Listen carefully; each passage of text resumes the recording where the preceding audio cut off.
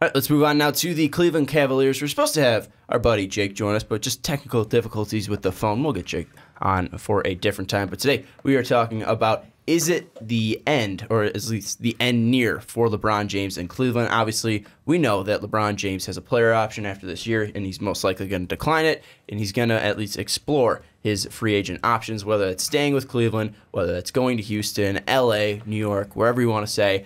And the big thing now is the Cavs have just looked absolutely terrible. I think 4-15 in their past 19 or something like that. The Cavs have been absolutely brutal lately. Apparently they had a meeting calling out Kevin Love, where new players were attacking old players, and they were going back and forth. K-Love being singled out. So right now there's trouble in Cleveland. What was your guys' initial reaction when all this news was coming out? Were you shocked by it? Were you surprised by it? What was the thoughts running through your mind? My first thought is, why is Kevin Love always the scapegoat? Like, why is he always the one when shit hits the fan? It's like, well, you know what? It's, hey, fuck this dude. Why is it always He him? seemed like such a likable guy why before, is too. it always Kevin Love that's getting the bad end of the stick here? I mean, maybe it's because, they're forcing him to play opposition. Maybe it's because he's not having, a career year for them. He didn't get a doctor's note for being ill after 3 minutes. Yeah, I mean, I don't know. It does seem like easy pickings, but to be honest, I think it's because the locker room right now is just super cancerous. Like, last year and the couple years before, it was like they had that veteran-heavy presence to where, like, and it's hard to put, like, a price tag on, like, Richard Jefferson and James Jones. Like, those kind of guys who are purely there to make sure everything grooves, everybody's happy.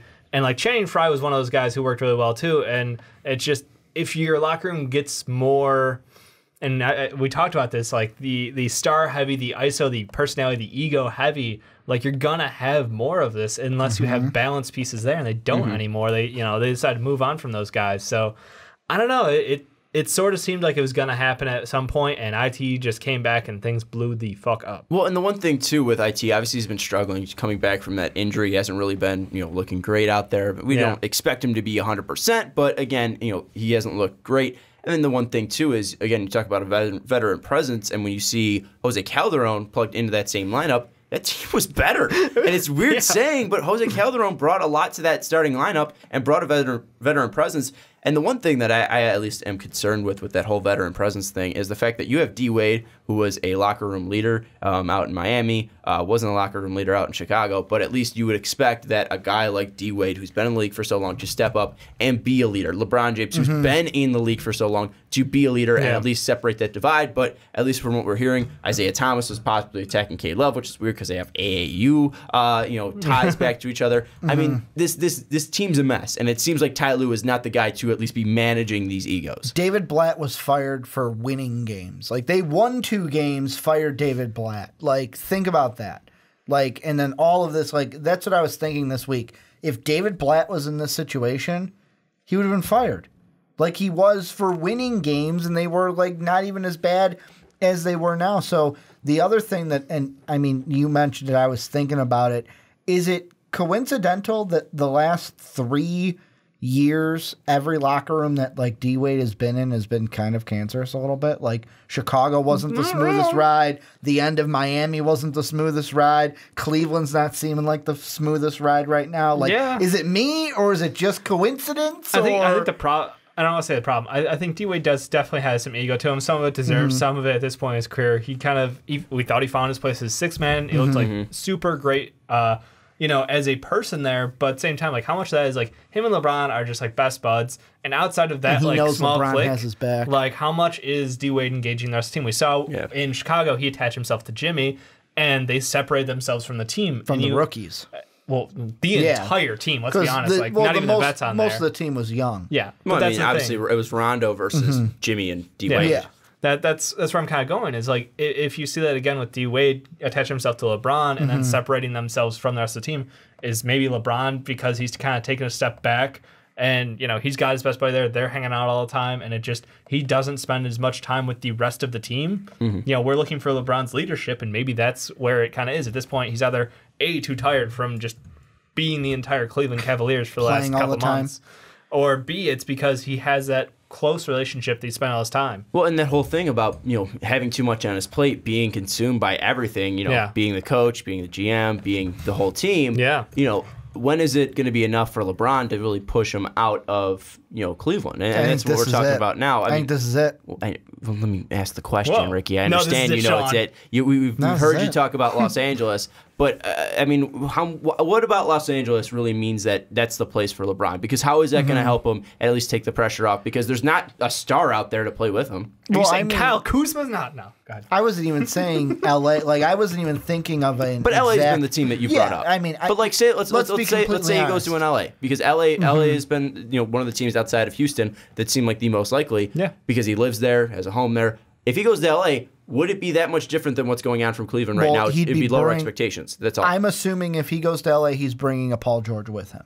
He's bringing someone else with him. He is not the only free agent signing. He gets a younger team. And I mean, does that necessarily mean he's going to win? I just would love to see him in LA. That's why I keep mentioning it. Fair. I could see Philly being a team. I could see Houston being the team. I could see, although it's way far in the back, I could potentially see a Spurs being a team that he goes to. New York, Boston. My point with LeBron is we are beginning to see the beginning of the end of his time in Cleveland. Like, this is it. Like, if I was LeBron, I'd be sitting there going, so do I want to go through this more? Like, it's not going to get better. I have an owner here in Dan Gilbert who, let's be honest, he's a little fuck, and I don't want to like is a good word. Like, you took the more politically correct route. Yeah. I went with the non, but it's like I don't want to sit here and deal with him. I'm making him money. I'm going to go out and go somewhere else. LA, he's from, like, that's where he lives now. He can focus on the Hollywood thing if he wants to. He can go to Houston and try to win with the CP3, the James Harden route. He can go to New York. He can go to Milwaukee. He can go to Philly. He can go anywhere he wants. He's not going to Milwaukee. I just wanted to throw them out there. He can go wherever he wants, basically, but it's not going to be Cleveland. My thought is LA would be because he wants to build his brand in his post-playing career. Like, that is the best move for him as a businessman, I feel. Not necessarily as a basketball move. So if he wants to go that route, I respect him for it. If he wants to build a brand that could try to rival Jordan, that is the direction to go. I mean, yes, like you said, it's a lot of young guys around there, and he'll have to bring in talent with him. Otherwise, they don't really have a chance of competing in the next 2 years probably with this roster. But same time, you can set yourself up as if you want to go movie route, great. But I think business, brand, and becoming more of a well-rounded guy, that would be the route. If he goes for championships, the obvious answer is Houston. But the thing is that either or. Philly, there's a lot. Philly's at second. Houston's the number one. The thing is I don't understand the LA thing at all. I haven't understood it. I don't get it. I mean, there's, like we said, it's a young team. There's not a lot of help with them. Yeah, he might bring Paul George around him. Cool, you got two players out there, and I get it. Kyle Kuzma and Lonzo are nice pieces out there. And but is that going to be a team that's a top 4 team in the West, or is that you have LeBron James? Is that going to be a team that's able to overcome the Warriors? Is that going to be a team that's going to be able to overcome the Spurs? I mean, one of your big points about the Warriors is that they're on the decline. There's no way they're going to be keeping. I'm saying like 3 years contract-wise. But still, there's that window to where. No, but I'm saying in like 3 years. But LeBron James in 3 years is going to be 36 years old. And the thing that I'm bringing up is the fact that this team doesn't have a ton of talent. This team is young, and the whole part about building your brand, building this legacy, I understand being in LA will help you do that. Yeah. But I think the bigger part of it is winning championships. Right now, look at Tom Brady. He's winning championships, 6 titles. He's seen as the greatest of all time. And while he's doing that, we've seen his brand come along with it. We've seen the rise of TB12. Whether you agree with it or not, we've seen the rise of it. We've seen his performance-based programs come from that. The Jordan brand. How did he do that? 6 titles, not losing. He became bigger than an NBA player. He became a legend. I think LeBron, we all think he's a great player, but really, people still question if he's that great of a player. People still question, well, if you're that great of a player, how do you only have 3 rings right now? So the big thing with LeBron is I feel like you need to be winning, and with you getting older, you need to put yourself in the best situation to win. And LA has none of that writing on the wall for me. What do you think is the best situation? Is it Cleveland? Is it Houston? I think it's probably, I think ranking them, I would say Houston's probably the best team and atmosphere to play in. I think if you want to continue where you are in Cleveland, I think that would probably be the smartest move. I think the team that's going to have the most talent and the best chance of helping you win is going to be Houston. I think the smartest move would still stick in Cleveland because you could still have everyone around you. You could still have the fan support, but then also you're in the Eastern Conference. It's going to be an easier regular season, and it's going to be an easier postseason. You're not going to have to go up with the Warriors, Rockets, and Spurs. Well, if he's on the Rockets, obviously that's different, but you're not going to have to go up against that terrible Western Conference, as well as the Memphis, not Memphis Grizzlies, they suck, the Minnesota Timberwolves. Yes. Like, I mean, another hot young team. There's a lot of more contenders out there outside of Boston, Philly, Toronto, and forgetting the team. Miami's out there, but Washington, thank you. Those teams you've beaten before, and the Western Conference is going to be a different story. And I'm not saying LeBron's afraid of a challenge, but if you want to win, if you want to build your legacy, stay out in the East where it's a little bit easier and the teams are a little bit younger. So that's my thought. Is I think the smartest move for LeBron would be stick in Cleveland, and you just need to make it clear that, hey, start stripping this team down. And I think that's the reason why Dan Gilbert's looking at selling this team, is because I think he has a pretty decent idea that LeBron's going to stay, and if LeBron's going to stay, it's going to up that value. If LeBron leaves in Cleveland with that market, there's no one that's going to want to buy that team for that much money. I would, unless they're planning on moving it. Now, the thing with and this is the last time I'll bring up LA, because obviously it's not like you go to LA, you win a championship. But I mean, if you think LA's the right spot for him, then stick with it. I mean, with me, it's just, it makes sense for the, like, if you want to build your brand after basketball, but also like, it would take pressure off of Kuzma, take pressure off of Lonzo. You're bringing someone else with you, and it's like then we're not asking the question like, well, why isn't Lonzo scoring? It doesn't matter. You'll have hypothetically PG3 to score, who will be more than Lonzo. PG-13. PG-13, thank you. LeBron to have more points than you. I would put Ingram and Kuzma as scoring options above Lonzo. Lonzo doesn't then need to be a main scoring and can just be that point guard that facilitates and gets everyone else the ball. I don't think anyone's looking for Lonzo to be the guy out in LA. I don't think now people that's all they complain about is why isn't he a bigger scorer? Trashing Lonzo because they hate his dad, so take on the easy shots on the rookie who's 19 years old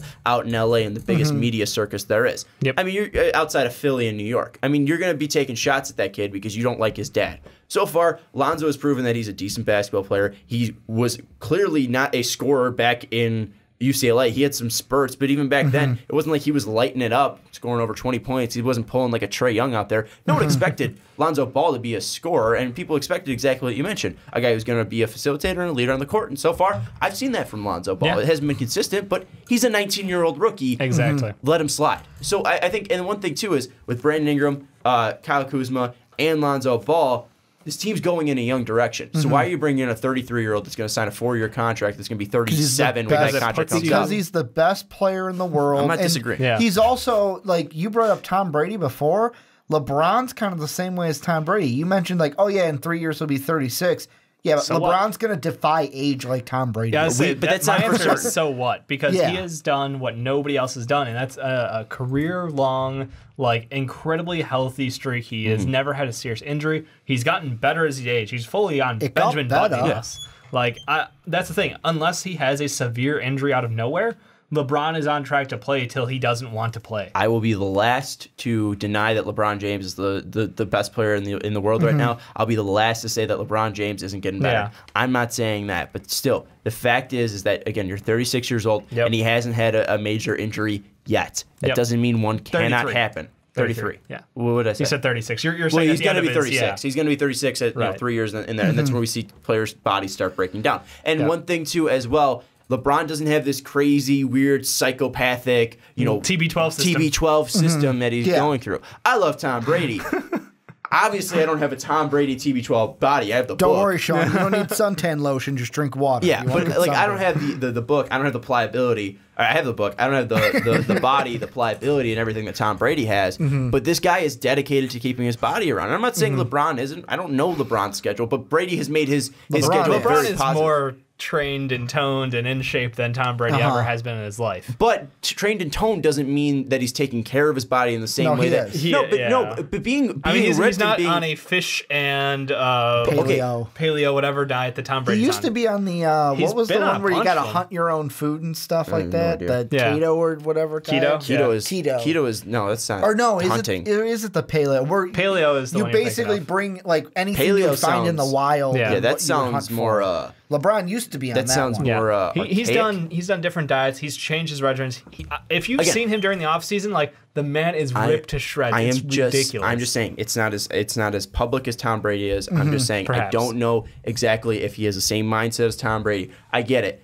LeBron James is a freak athlete. He's the best player in the world. I'm not denying it, and I'm not saying LeBron James can't be great until he's 40 years old. I'm not denying that, and I'm not saying that. I'm just saying the odds are against him. Again, the odds are against him. The odds are still against Tom Brady. Tom Brady goes down, and knock on wood. Jesus Christ, I don't know why I'm even saying this. But Tom Brady suffers. Could happen in 2 weeks. Shut your mouth. And also 2 weeks. 1 week. 1 week because this is probably coming out on Sunday. True. So, yeah. But the thing that I'm just saying is that LeBron James, you don't know when the final buzzer is going to be. We also don't know if he wants to play till he's 40 years old. He might break the scoring record, win another title, and be like, all right, I'm out. I'm going to go watch my kid play. Maybe you might want to play with this kid. He might. We don't know what is in LeBron James' head. I'm just saying that LeBron isn't a for sure thing for the next 6 years. And you can't build your franchise around him. But if you have Alonzo Ball, Brandon Ingram, and Kyle Kuzma, those guys you could probably at least build your franchise around because they have at least 15 years ahead of them. LeBron doesn't have 15 years ahead of him. And this is why, for me, kind of just to put my final thoughts on what I'm thinking here is, although when you hear like the Colin Cowherds, the Stephen A's say like, well, I don't think LeBron knows what he's going to do yet. I honestly believe that. Like, if you ask LeBron, hey, are you leaving? He'll be like, I don't know. I'm trying to focus on the season right now. However, I feel like this is the beginning of the end. This is where the thought starts to creep into the head a little bit because of all the drama that we see, especially if, God forbid, they can't get a George Hill. They can't get a trade partner by the trade deadline. It's like, what are you doing to try to help us get better? For me, there's two teams I would think about for serious title contention with LeBron for him to go to. One's the Rockets, two's Philly. And the reason why I say Philly is because it's what you would want with the Lakers. Oh, they're a young team. But you can put LeBron with that young talent and be a title contender, especially in a week. Well, and they also have cap room, too. Yeah, they've got the cap room, which is nice. But I feel like him and Ben Simmons have a whole lot of overlap in their play style, and them together on the court. LeBron needs the rest during the regular season. Well, that's sort of iffy these days. Just joking. Yeah. No, I think if anything, if he's going to leave, you're right. Houston's by far the favorite, but like I think he could take any team he wants in the East. Like, for him, it could be like a charity, balance out the league. He just plays for a team. He goes to the Hawks. My thing is playoff team. The Magic. Playoff team. My thing is, why would he leave Cleveland just to go and stay in the East? Because it's a hard reset button on the guys around you. He might feel the need to move on because of, like I said, how bad that locker room got. And I get it. A couple of those guys are his good friends at this point in his life. But at the same time, you also have to blame it on yourself. He moved if you're on LeBron from James. I was going to say, is it his fault that the locker room is where it is? Potentially. Yeah. I mean, I wouldn't say you can't blame LeBron James for what it is. We talk about Tristan Thompson getting the contract that he is. J.R. Smith's around because of LeBron Getting James. David Blatt kicked out the door. David, I don't really care that much about that because they still won a championship with Ty Lue. Getting D Wade in here, D Wade hasn't been the great leader that you need him to be. I mean, like, you can blame LeBron for player personnel, but the reason that he was leaving Cleveland the first time is because he felt like he wasn't getting that help. LeBron has gotten all the help that he has wanted and all the help that he has gone out and sought for it's just in not Cleveland the smart this year. help. I mean, it doesn't fit. It just hasn't been the best fit. Again, it's what I said when they were collecting these players to start the season, is that they're getting a lot of talent. Yeah. They're not getting a team. This isn't a unit. But again, he also left Miami after. And that was a team that, if they want to keep rolling with, they could have kept going. Obviously, Chris Bosh health wasn't a thing at that time. Yeah, and then he also had that whole thing where he wanted to bring a championship to Cleveland. And he's done that. Yeah. He's got Cleveland's championship. There's nothing more that they can ask from him. So I feel like I feel like there is a weight off of his shoulders at this point. It's like, yeah, it would be great to win another one for Cleveland. But at the same time, there's nothing more owed. He can also leave without getting his jersey burned. Because he brought them a championship. I mean, I think or without idiot fans do that too. No, but without Cleveland being like, screw you. There are going to be majority of fans that go, yeah, you got us a ring. Well, cool. I think the thing is, too, and you look at the contracts that are going to be up, Shump's probably going to keep his player option. Shump, the rumor was still he played for 5 minutes, so he could be confirmed as healthy to get traded for George Hill. He did that. He did his job. He played for 5 minutes, didn't look awful. If they're not able to trade him, at least looking at next year's contract-wise, they're going to at least have K. Love, Tristan Thompson, J.R. Smith, Shumpert, because he's going to have to do his player deal, Kyle Korver, Jay Crowder, CD, and Ante Zizic. So, I mean, you can fairly hit the reset button as well there. I mean, and you could. There's talks about moving Tristan Thompson, Shumpert as well. So you're really probably stuck with J.R., Kevin Love, CD, Jay and Korver and Zizic as well. Yeah. So, I mean, like, you still have the ability to clean out that team, clean out that roster. Yeah. So, and you'll have that Brooklyn pick as well.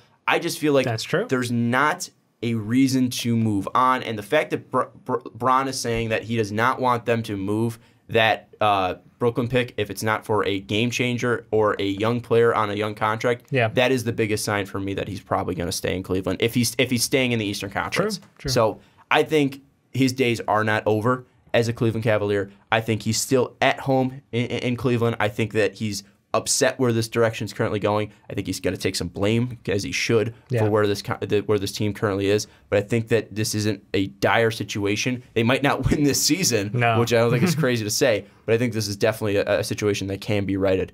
Ricky, is this the end for LeBron James? It is. It totally is the end in Cleveland. Well, I'm not saying he's done with his NBA career. Just had to clarify. But why is it the end? It's the end because of all the drama is... The drama's going to follow. The drama's followed LeBron James everywhere he's going. I feel like it's coming to a head now, and it's going to come down to, well, do I want to try to win one more championship? Do I also want to play with some of my buddies, CP3? That would be the Rocket decision. Banana boat. Or would it just be like, you know what? I don't see LeBron being this last one, but whatever. I'll just end my career in Cleveland and try to win a championship here, even though I don't think it's going to get better than it is right now. Well, we don't know if he's thinking it's not going to get better. Exactly. And there's obviously clear signs that it could get better with that Brooklyn pick and with contracts coming up. I'm coming in with it obvious from my bias standpoint where I don't think it's getting better. Get the hell out of there. Go to Houston, win a championship. So Houston's the place you think he's going to? Yeah, Houston or Philly are the two that I'm on right now. Pick one. Where's he going? Houston to play with CP. I would lean Houston or LA. First off, is it the end? I think he's going to move on from Cleveland. It's probably this year. Yeah, I don't think he resigns for another deal with them. I think he's done. And where's he going? You got to pick one. I made Ricky pick one. I'll agree to Houston. That seems most outright. But you know what? They wild card us all the time with this kind of shit. So could be Boston. We can get in our decision. Could be Boston. Decision 3.0. He's ended up in Vancouver. I want Boston. No, Seattle. It's going to Seattle. Seattle. There we go. Bring him back to Supersonics. He's Cleveland bringing a championship LeBron and an is NBA the owner team. of the expansion team. That's one thing. Yes. What if they buy the Cavs and he technically sticks with the Cavs, but they move him to Seattle? That's a turn. That's a twist. So his time might be up in Cleveland. What they twist. Anyways, I'm Night Shyamalan on that shit. Let us know what you think about LeBron. Is his time up in Cleveland? Is he done for in what's their city called? The dumpster fire? Factory sadness. Factory sadness? The factory sadness. Is LeBron... Well, they got rid of that after the Cavs won a final. Well, no. The Browns are still there. I'd say they pretty much sold their soul for that Cavs ring. So... Is LeBron's Browns time are still done? A team, Cleveland. Is LeBron's time done in the factory of sadness? Let us know in the comments below.